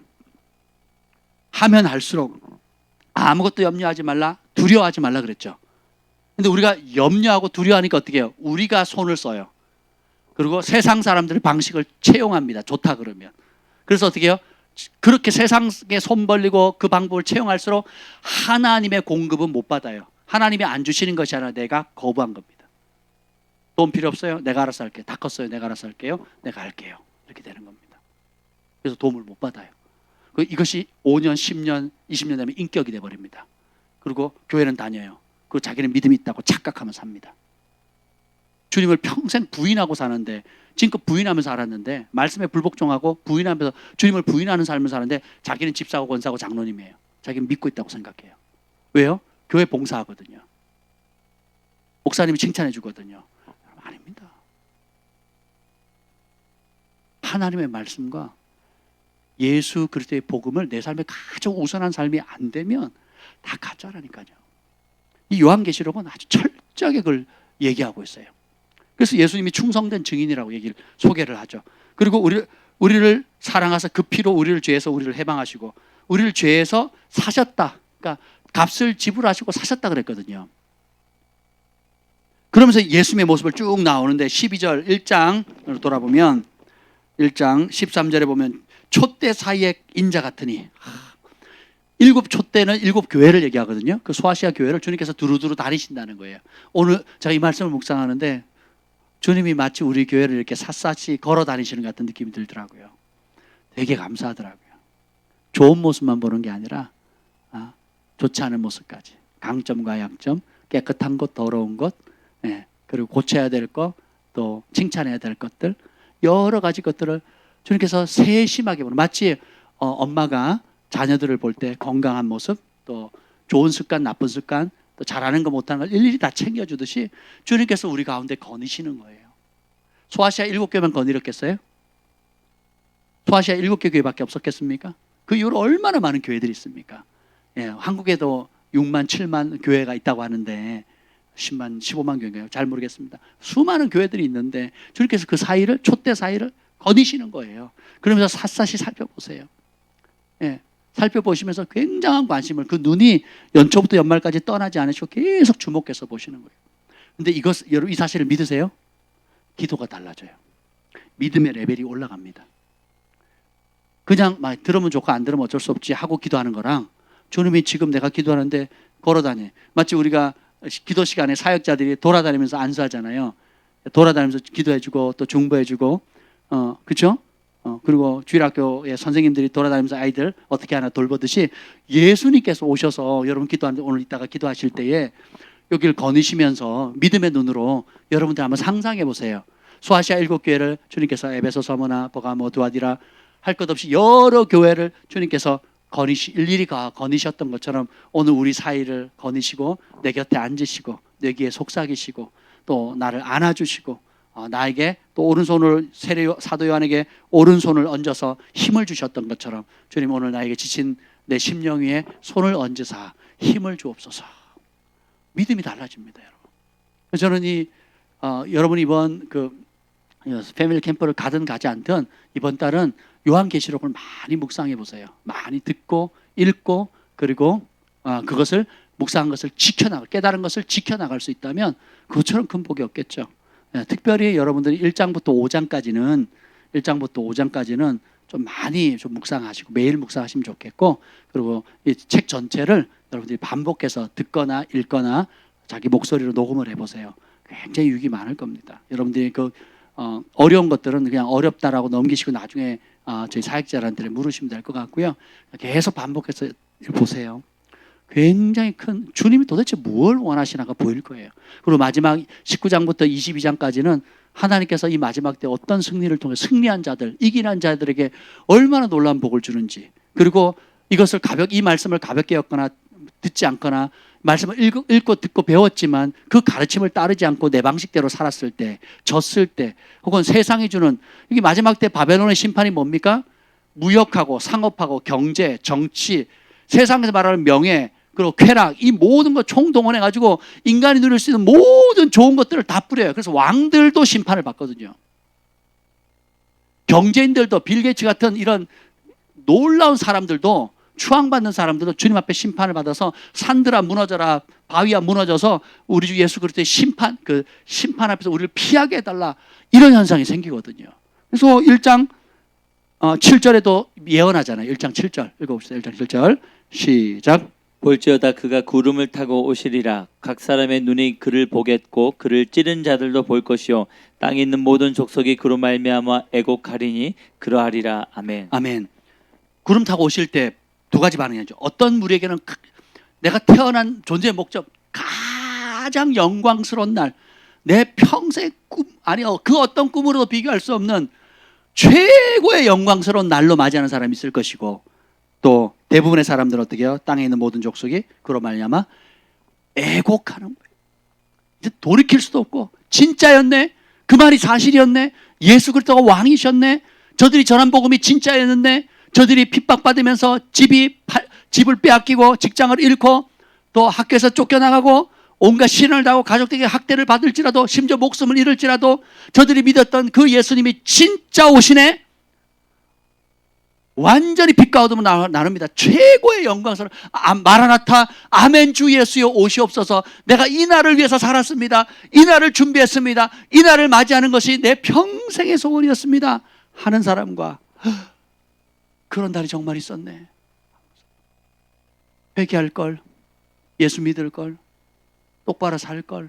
근데 이 애곡하는 사람들 중에서 가장 후회할 사람이 누굴까요? 애곡하는 무리들 가운데서도 가장 후회하는 사람이 누굴까요? 예수의 복음을 듣고 교회는 다녔는데, 성경도 아는데, 가르침도 받았는데 지키지 않은 사람들이에요. 읽고 듣는 자가 복되다고 1장에 나오죠. 마지막에 뭐라고 나옵니까? 읽고 듣는 자는 복이 없어요. 뭐 하는 자만 복을 받아요? 지키는 자가 복이 있거든요. 읽고 듣고 깨달았으면 뜻을 정하는 거예요. 그리고 그렇게 살기로, 하나님의 말씀을 절대 기준으로 삼고 그 기준을 따라 오늘부로 살기로 결정하는 겁니다. 그러면 구별돼요. 구별된 백성을 뭐라 그래요? 거룩이라 그래요. 거룩한 백성이 되는 겁니다. 읽고 듣고 했음에도 불구하고 그렇게 살지 않기로 하면 구별되지 못해요. 옷이 더러워져요. 그러니까 세상 사람과 똑같아요. 죽은 물고기 물 위에 띄워놓으면 떠내려가듯이, 그러니까 세상 풍조와 시대의 조류에 맞춰서 그냥 잘 맞춰서 떠내려갑니다. 자기는 지혜롭다고, 자기는 똑똑하다고, 자기는 어려움 당하지 않고 잘 사는 것처럼 생각을 하지만 정작 하나님 보시기엔 어떻게 해요? 살았으나 죽은 자로다. 사대교회에게 책망이 있는 겁니다. 넌 살았다고 자랑하지, 돈 많다고 자랑하지, 넌 죽었어, 이렇게 얘기를 하는 겁니다. 이런 상황이 돼버리는 거예요.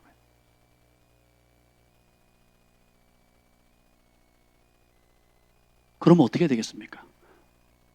우리가 얽어맺고 있는, 제가 어떤 문제들보다 예수님의 참 모습을 보면 달라집니다. 오늘 아침에 우리 정 목사님이 매일 보내주시는 주님은 나의 최고의 사랑, 거기에 보면 제가 너무 좋아가지고 제가 따로 카피해 놓은 게 있어요.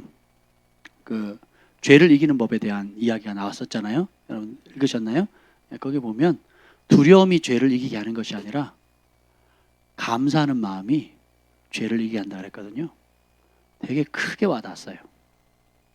너 이러면 지옥 가, 너 이러면 혼나, 너 그러면요 볼 때만 안 해요. 엄마가 뭐라 그러니까, 아빠가 뭐라 그러니까, 목사님 뭐라 그러니까, 교회 오면 뭐라 그러니까, 그때만 그럽니다. 두려움은.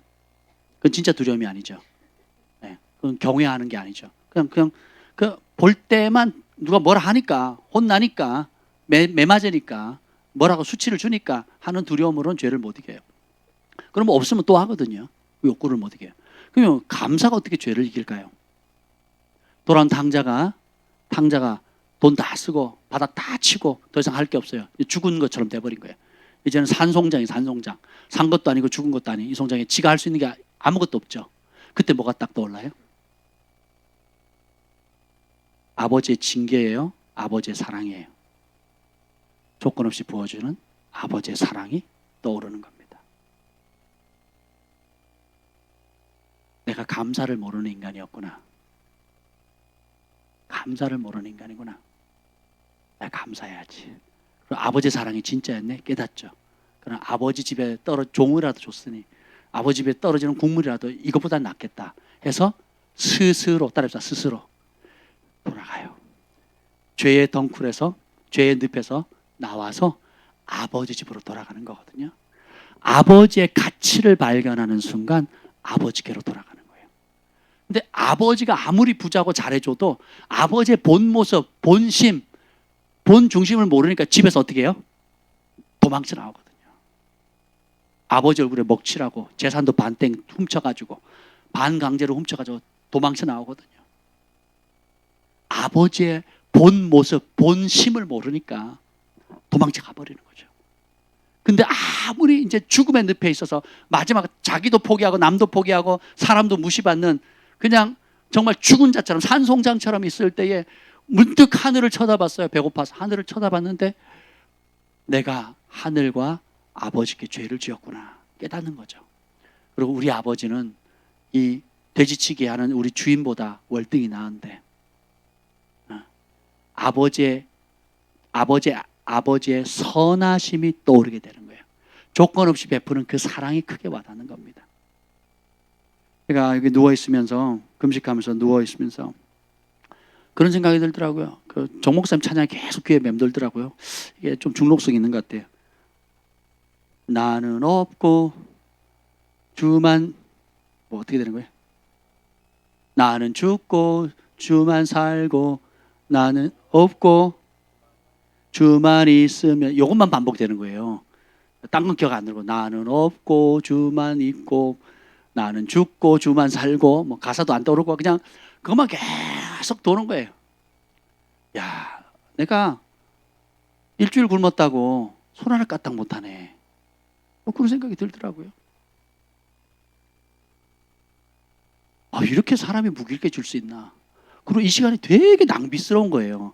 저같이 이렇게 가만히 못 있는 사람이 그냥 방구석에 처박혀서 가만히 있으니까 저는 가만히 있는 게 곤욕이거든요. 그러니까 뭐라도 시키면 좋겠는데 저는 이제 방바닥에 껌딱지가 붙어 있어야 되잖아요. 이렇게 뭘 하려고 움직이는 순간 이제 얼마 못 있어 바로 누워요. 제가 거실에 나가서 애들 뭐 하나 이렇게 보면 뭘 하다 좀 얘기하다 보면 바로 또 누워 있더라고. 제가 이렇게 어떻게 방법이 없어요. 그냥 그냥 죽는 거구나. 그냥 나는 죽는 거구나. 그러면서 내가 죽어야 주님이 사는구나 라는 것도 알게 되고 그리고 내 죄가 느껴지더라고요. 내 죄의 깊이, 내가 얼마나 죄인인가, 내가 얼마나 쓸모없는 존재인가. 제가 지은 죄를 한번 돌이켜봤어요. 제가 지은 죄들을 한번 이렇게 쭉 돌이켜봤거든요. 어릴 때부터요. 끔찍한 거예요.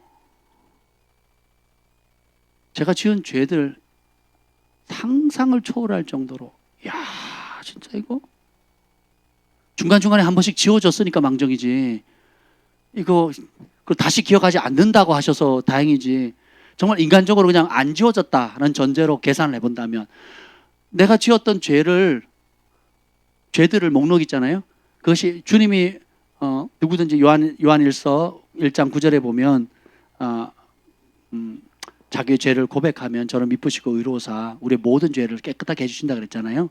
이제 그 말씀이 없다고 전제를 해봅시다. 없고 그냥 우리 각자가 지은 죄들을 지금부터 여기까지 한번 그냥 어쩌다가 지은 죄, 실수로 지은 죄뿐만 아니라 반복적으로 짓는 죄 혹은 지금도 못 끊는 죄까지 해서 한번 생각을 쫙 해보세요. 소름 돋는 거예요. 소름 돋는 거. 그 처절함. 이 상태에 내가 용서받지 못하고 죽는다면 어떻게 될까? 이 상태로 내가 깊이 회개하지 않고 죽으면 어떻게 될까? 내 죄의 깊이, 내 죄의 처절함, 그 죄의 참상이 느껴지고요. 대신에 그것을 상쇄시켜도 남는 주님의 십자가의 은혜, 구원의 은혜, 용서의 은혜가 너무 놀라운 거예요. 그러면서 주님의 또 다른 한 모습이 보이는 거예요. 주님의 또 다른 한 모습이. 나는 죄인인데 주님은 의인이시고 나는 정말 어찌할 수 없는 정말 따라합시다. 나는 죄의 공장입니다. 죄의 공장 같은 그런 존재인데 주님께서 그것을 씻으시고 의인 만드시고 거룩한 길 가게 하시고 이제는 이기는 자의 길로 갈 수 있도록 주님께서 도와주시잖아요. 끊임없는 절망 끝이라고 생각하는데 주님은 새 출발과 소망을 주세요. 아직 끝나지 않았습니다, 여러분. 소망을 주시는 분이세요. 주님, 여러분 그럴 때 있죠. 나도 나를 포기했어요. 이런 때 있죠. 나도 나를 포기했어요. 아니면 여러분 같이 사는 사람 서로 포기할 때 있잖아요. 저 인간 포기했다. 내 자식을 포기할 때도 있고 아내나 남편을 포기할 때도 있죠. 네, 그리고 나 자신을 포기할 때도 있고 또 하는 일이나 사업이나 또 공부나 꿈 같은 거 이렇게 포기할 때가 있죠. 나도 나 자신을 포기할 때가 있죠. 근데 기억하세요. 주님은 우리를 절대 포기하지 않으세요. 죽어있으니까 그게 보이더라고요. 주님이 나를 포기하지 않으십니다. 그게 보이는 거예요. 그리고 이 요한계시록이 다 새롭게 보이더라고요. 다르게. 저는 무섭고 혼나고 지옥 안 가려고 막 바둥바둥하는 이런 말씀이었다면 이제는 주님께서 그 비참한 지옥에서 어떻게라도 한 명이라도 더 끄집어내려고 하는 주님의 그 애절한 사랑, 주님이 어떻게 해서라든 한 영혼이라도 더 살리려고 불에서 건지려고 하는 주님의 그 애절한 사랑이 그냥 곳곳에 묻혀있는 거예요. 곳곳에. 이 책이 무서운 책이 아니고 너무너무 사랑스럽고 공의롭고 아름답고 영광스럽고 존귀한 책으로 보이기 시작하는 거예요.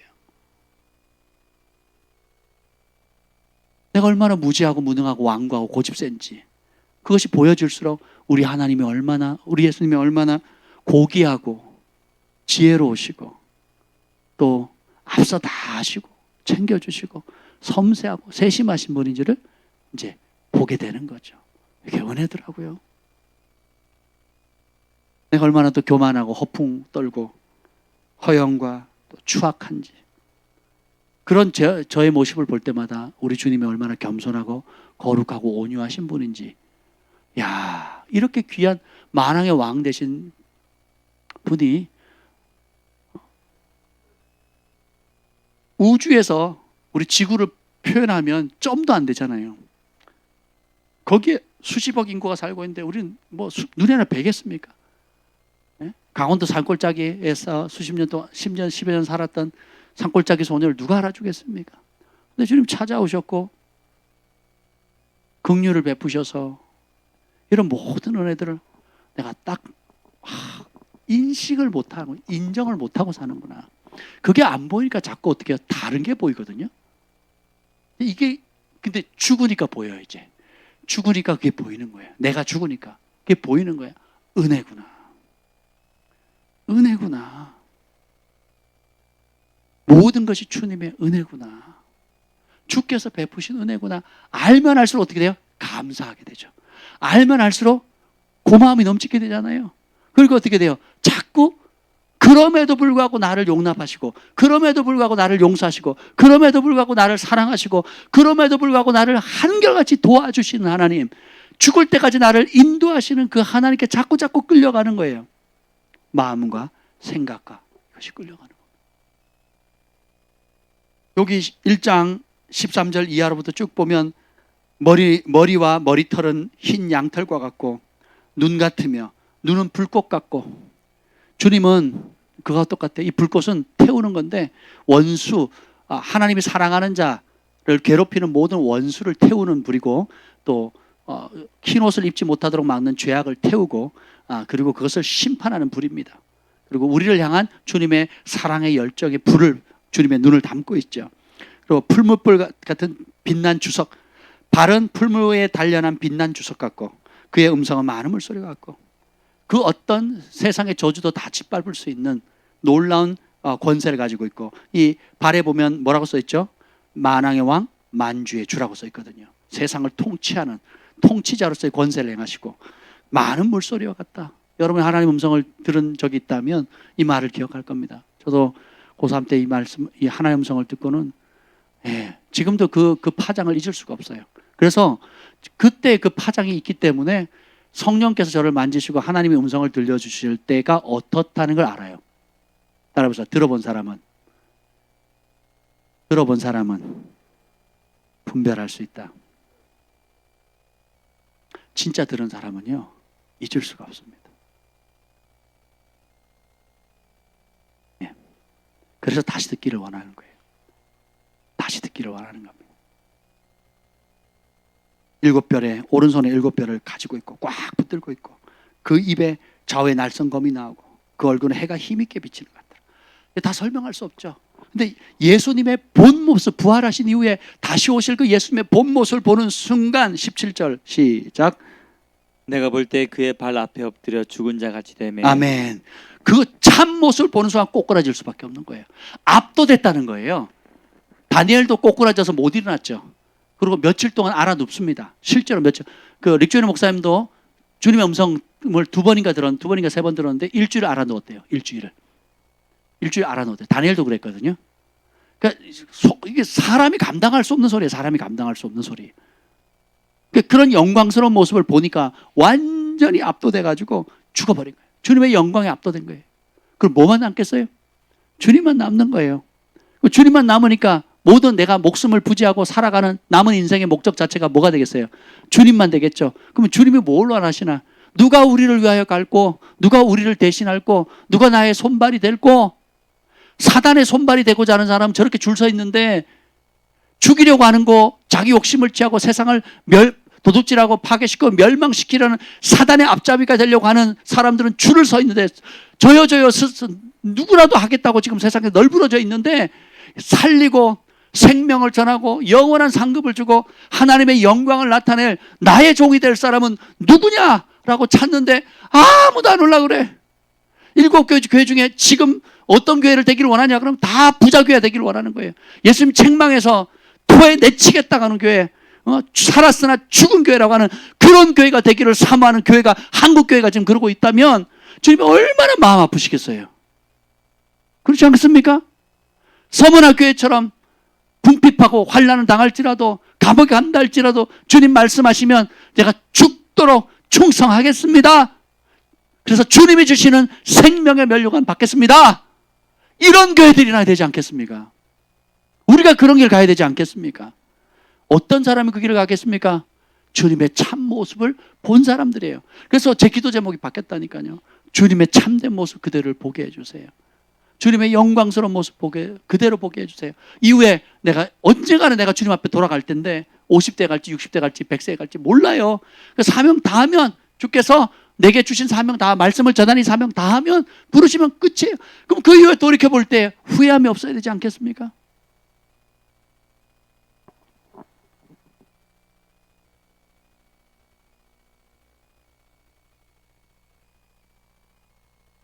구절을 안 보겠습니다. 1장 9절 시작. 나 요한은 너희 형제요 예수의 환난과 나라와 참음에 동참하는 자라. 하나님의 말씀과 예수를 증언하였으므로 말미암아 반모라는 섬에 있었더니. 사도 요한의 정체성이 우리의 정체성입니다. 형제, 예수 안에서 한 형제, 타이틀을 말하지 않습니다. 예수님 안에서 하나님의 한 가족이 됐고요. 그리고 예수의 환난, 예수의 환난에 동참하는 자. 예수님은 혼란 다 당하셨는데 무슨 또 혼란이 남았겠습니까? 근데 히브리서 11장 16절에 보면 모세 이야기를 하면서 뭐라고 하는지, 출애굽 사건을 뭐라고 얘기하는지 아세요? 모세는 그리스도를 위해 받는 수모를 애굽의 모든 보화보다 더 큰 재물로 여겼다 그랬거든요. 이 은혜를 마지막 성도는 받으셔야 돼요. 그리스도를 위해서 받는 수모를 이 땅에서 누리는 모든 부귀 영화보다 더 귀하게 여길 수 있는 눈이 열리셔야 됩니다. 바뀌셔야 돼요. 바울은 이걸 뭐라 그러는 거예요? 다메섹 산상에 핍박하러, 교회를 핍박하러 가니까 예수님 뭐라 그래요? 왜 나를 핍박하느냐고 그랬죠. 본 적도 없는 사람을 핍박했대요. 바울은 예수님 본 적이 없거든. 육신으로 예수님 본 적이 없어요. 본 적도 없는 분이 나타나가지고 너 왜 나를 핍박하니? 그럽니다. 본 적도 없는데요. 그래서 내 교회를 핍박하는 게 나를 핍박하는 거다. 그럼 그리스도를 위한 남은 고난은 뭐예요? 예수님의 몸된 교회가 예수님을 증거하고 그리고 영혼을 살리는 그 일에 하는 모든 일들을 할 때에 당하는 여러 가지 어려움들이에요. 정치적인 어려움, 비방, 그리고 안팎으로의 공격들, 거짓된 가르침, 이단 사상들, 기타 여러 가지 생계 문제라든지 이런, 이제 앞으로 이제 수련회 가서 다루겠지만, 예, 이런 문제들, 예. 예수님께서 남긴 환난은 우리가 그 복음을 전하기 위해서, 예수님의 복음을 전하기 위해서 우리가 감내해야 될 겁니다. 좀 부정적인 게 아니라 환난을 감당한 만큼 영광이 옵니다. 이 땅에서 영광 받은 만큼 상급이 없고요. 예수님을 위해서 하나님의 말씀과 예수 그리스도를 증거하기 위해서 환난을 당한 만큼 상급이 와요. 예. 그래서 중보자들이 상이 큽니다. 이름 없이 빚도 없이 기도하고 금식하며 주의 얼굴을 구하고 부르짖고 알게 모르게 섬기고, 예. 그리고 드러나지 않고 상이 크죠. 그 기도를 통해서 하늘이 움직이고 땅이 움직이거든요. 예. 그 자리에서 여러분이 우뚝 일어서셔야 됩니다. 뿐만 아니라 일상의 삶 가운데서도 그렇게 돌파를 해야 될 줄 믿습니다. 하나님의 나라와 참음의, 그 요한계시록에서 여러분들 계속 반복해서 기억해 나오는 단어 중에 하나가 인내거든요. 참음, 인내, 오래 참음 이렇게 나옵니다.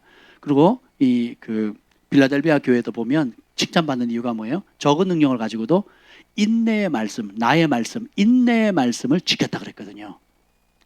믿음의 친구가 뭐라 그랬죠? 인내. 믿음과 인내는 친구예요. 그래서 진짜 믿음이 있다 그랬는데 인내가 없다. 그건 가짜 믿음입니다. 예. 믿기 때문에 참을 수 있어요. 참을 수 있는 것은 믿기 때문입니다. 그 두 가지를 연결해 주는 게 소망이라고 그랬죠. 예. 확실한 소망이기 때문에 기다릴 수 있는 거예요. 인내할 수 있는 겁니다. 그래서 이 성도의 인내가 여기 있나니 이렇게 나옵니다. 마지막 때에 목배임을 당할 거고 경제적 손실을 당할 거고 여러 가지 정치적 불이익을 당할 건데 성도들의 인내가 이때 필요하다는 거예요. 아멘. 네, 굉장히 중요한 겁니다. 그래서 이런 모든 것들에 동참하는데 포인트는 딱 두 가지예요. 9절에 보면 하나님 말씀과 예수님을 증언하는 거예요. 이게 우리의 존재의 목적입니다. 여러분 사업가든 직장인이든 학생이든 상관없어요. 누구든지 사람 만나죠. 그죠? 그 만나는 사람에게 하나님 말씀과 예수님을 증언하는 거예요. 구원의 복음을 전하라는 겁니다. 그게 사명이에요. 제가 우리 밴드에도 올렸지만 브라더 로렌스 형제 그 오디오북을 한번 쳐봤더니 있더라고요. 그래서 이제 그 링크를 찾아서 이제 걸었습니다.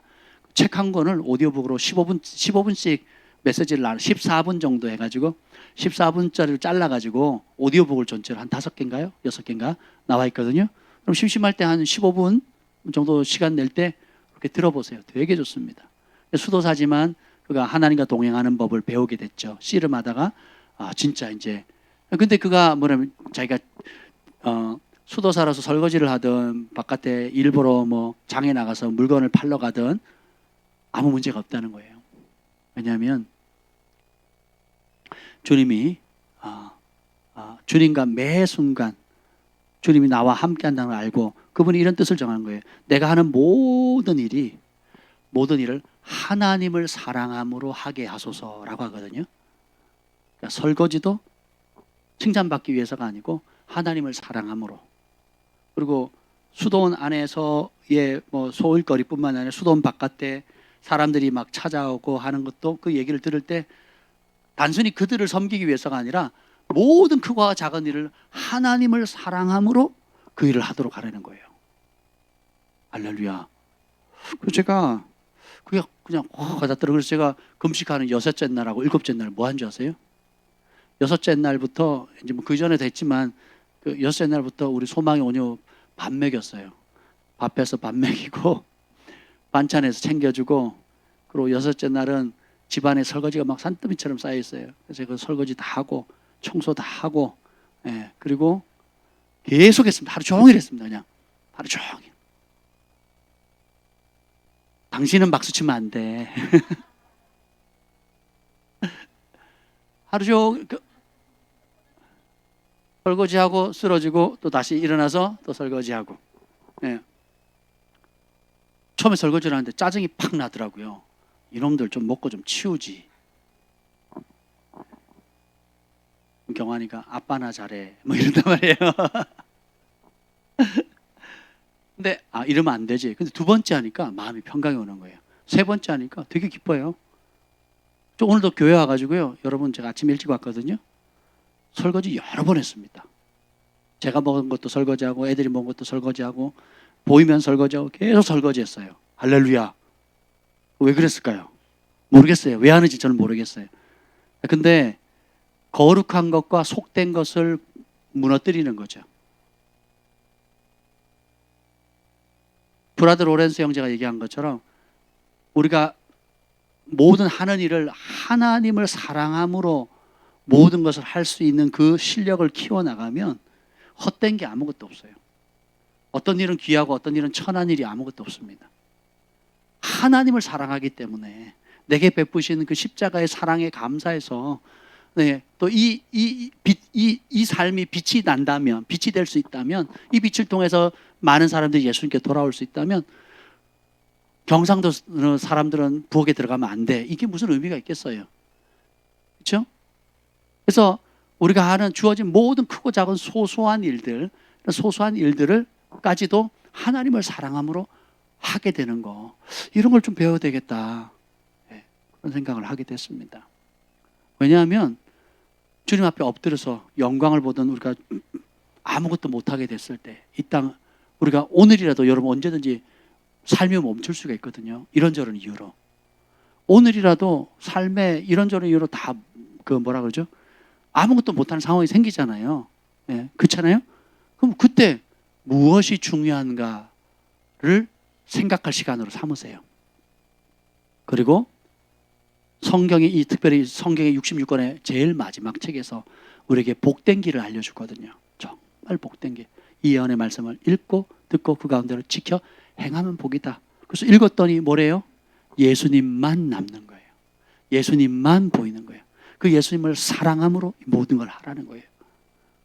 그러면 주님이 칭찬하시고 내 영혼도 평안해지고 다른 사람에게 빛이 되어지고, 그리고 세상이 주는 유혹들, 또 죄의 유혹들, 이런 모든 것들을 어떻게 해요? 떠나가라 할 게 아니고, 나는 진짜를 맛보지 못했기 때문에 가짜에게 이끌리는 거거든요.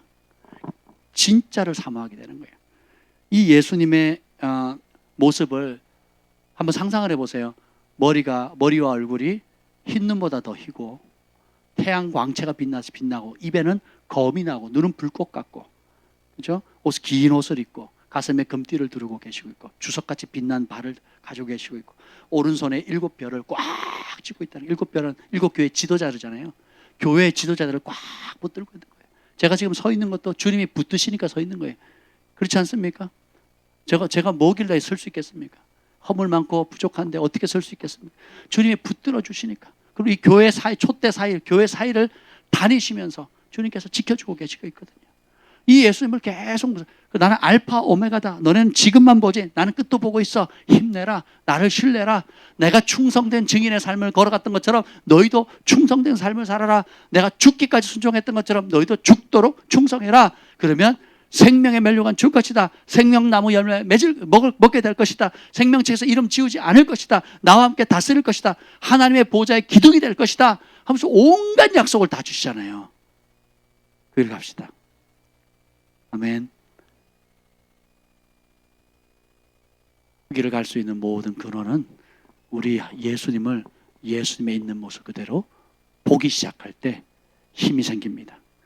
보기 시작할 때 용기가 생깁니다. 보는 만큼 믿음이 자라요. 그 길은 주님 앞에 엎드리는 겁니다. 오늘 이 밤도 그런 시간 되시기를 예수님의 이름으로 축복합니다. 주님 앞에 엎드려서 기억하세요. 주님이 촛대 사이를 우리 가운데 거닐고 계십니다. 그리고 이 엎드려져 죽은 자 같이 된 그에게 17절에게 예수님이 오른손을 내게 얹고, 오른손은 권능의 손이거든요. 그리고 축복의 손이고 장자가 앉는 쪽입니다. 그래서 예수님 보좌 우편에 앉으시잖아요. 이 오른쪽 예수님의 가장 귀하게 여기는 그 손으로 얹으시고 축복하신다는 거예요. 그 말은 뭐예요? 아버지가 아들에게 유업을 줄 때에 오른손을 얹고 축복하거든요. 그럼 아버지의 모든 것이 누구의 것이 돼요? 자녀의 것이 됩니다. 그런 것처럼 주님이 우리에게, 우리가 죽은 자처럼 아무것도 할 수 없다 할 때, 나도 절망스러울 때, 뭐 아무것도 할 수 없는 그런 상황 가운데 주님이 어떻게 해요? 오른손을 이렇게 얹으시는 거예요. 그럼 어떻게 됩니까? 다시 힘을 얻는 거예요. 그리고 예수님의 본 모습을 보게 되는 거예요. 우리가 주의하셔야 돼요. 우리 청년들, 우리 어른들도 마찬가지고요. 교회가 이래서 싫고 저래서 안 되고 뭐도 안 되고 어떤 교회는 어떻고 뭐는 어떻고 안 되는 거 보면 어둠은 어둠으로 절대로 이길 수가 없습니다. 그러니까 안 되기 때문에 내가 해답이 돼야 되고, 안 되기 때문에 해답 되시는 분을 바라봐야 돼요. 그렇게 안 되기 때문에 주님이 우리를 부르신 거예요. 해답이 되도록, 해답으로 빚으시도록, 해답으로 단련시키도록. 이해가 되세요? 그래서 안 되기 때문에 교회를 튕겨져 나가고 예배를 안 드리고 하나님을 대적하고, 나는 그래서 이것도 싫고 저것도 싫다 하면서 튕겨져 나가다 미련한 거죠. 그렇기 때문에 나는 주님을 바라볼 것이다.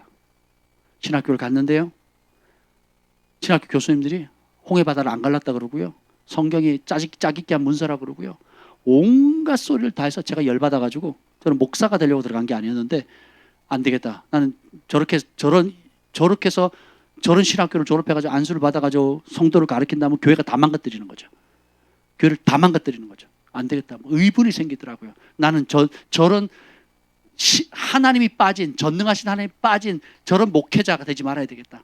그래서 나는 하나님의 말씀을 믿음으로 받아들이고 성령의 능력을 덧입어야 되겠고 하나님과 교통해야 되겠고, 그래서 진짜 참종이 돼야 되겠다 하는 의분이 생겼거든요. 내가 이 문제에 대한 해답이, 작은아마 내가 전부의 해답은 될 수는 없지만 작은 불빛처럼 작은 하나의 해답이 돼야 되겠다. 그래서 산에 가서 기도한 거거든요. 금식하면 기도한 거고요. 부르짖으면 기도했고요. 남들이 하는 방식 안 하고요. 정치 줄타기 안 하고요. 그런 거 다 일부러 차단해. 싸그리 차단. 유학 갈 때도 빈손으로 가고요. 올 때도 빈손으로 오고요.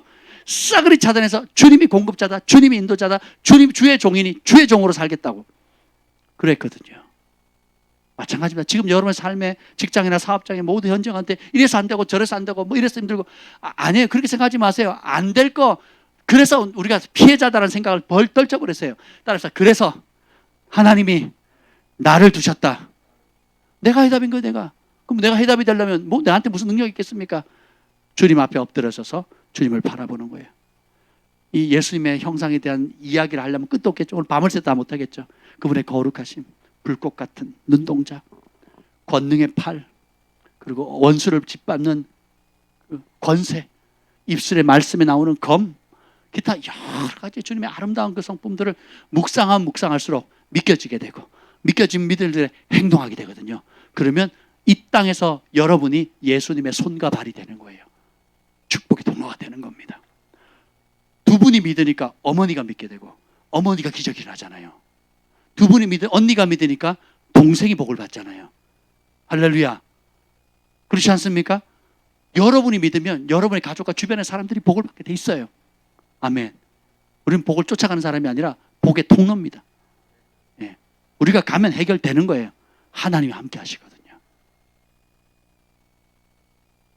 주님, 이 밤에 촛대 사이로 7교회를 거니셨던 것처럼 주님, 우리 가운데 한 사람 한 사람 거니시고 지치고 상한 심령들의 주의 오른손을 얹어 주시옵소서. 그리고 말씀하옵소서. 두려워하지 말라. 나는 처음이요 마지막이니라. 곧 살아있는 자라. 내가 전에 죽었었노라. 볼지어다 이제 세세토록 살아있어. 사망과 음부의 연세를 가졌노라. 죽을 것 같은 고통, 막막함 속에서도 절망에 있는 초대교회 성도들에게 주님은 걱정하지 마라, 두려워하지 말라. 내가 너와 함께한다. 나는 살아있는 자라. 너는 죽어보지도 않고 죽음의 공포에 두려워하느냐? 나는 이미 죽음을 죽어보았다. 죽음의 공포를 이겼다. 그리고 죽음이 끝이 아니다. 죽음 이후에 부활이 있다. 나는 알파 오메가다. 너는 끝을 모르지만 나는 끝을 아는 자다. 나를 신뢰하거라, 도와주리라 하시는 주님의 음성을 오늘 우리가 듣습니다. 주님, 그 믿음을 가지고 이 밤에 부르짖을 때에 성령님 말씀하시고 주님 친히 안수하여 주시옵소서. 예수님의 발 앞에 엎드려 주의 영광을 바라보는 믿음이 날마다 커지게 하옵소서. 우리 주의 이름을 세 번 부르짖고 기도합니다.